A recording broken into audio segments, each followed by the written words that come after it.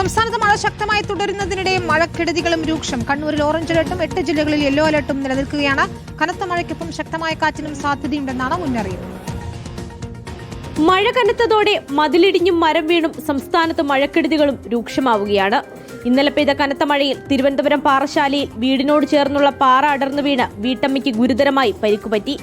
രാജകുമാരിക്കാണ് പരിക്കേറ്റത്. ശുചിമുറിയിൽ കയറുന്നതിനിടെ പാറ മുകളിൽ നിന്നും അടർന്നു വീഴുകയായിരുന്നു. ഫയർഫോഴ്സ് സ്ഥലത്തെത്തി യുവതിയെ പുറത്തെടുത്ത് ആശുപത്രിയിൽ പ്രവേശിപ്പിച്ചു.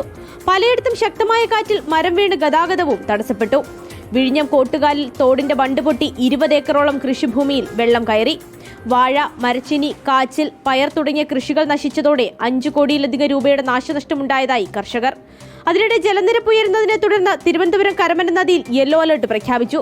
നെയ്യാർ ഡാമിന്റെ ജലനിരപ്പും ഉയരുന്ന പശ്ചാത്തലത്തിൽ ഓറഞ്ച് അലർട്ടും നൽകിയിട്ടുണ്ട്. ഷട്ടറുകൾ തുറക്കേണ്ട സാഹചര്യമുണ്ടായാൽ ജാഗ്രത വേണമെന്ന് സമീപവാസികൾക്ക് നിർദ്ദേശവും നൽകിയിട്ടുണ്ട്. നാളെയും മറ്റന്നാളും കൂടി ഒറ്റപ്പെട്ടയിടങ്ങളിൽ മഴ തുടരുമെന്നാണ് കാലാവസ്ഥാ വകുപ്പിന്റെ മുന്നറിയിപ്പ്. 50 കിലോമീറ്റർ വേഗത്തിൽ കാറ്റിനുള്ള സാധ്യതയുമുണ്ട്. മലയോര മേഖലകളിലുള്ളവർ ജാഗ്രത പാലിക്കണമെന്നാണ് നിർദ്ദേശം.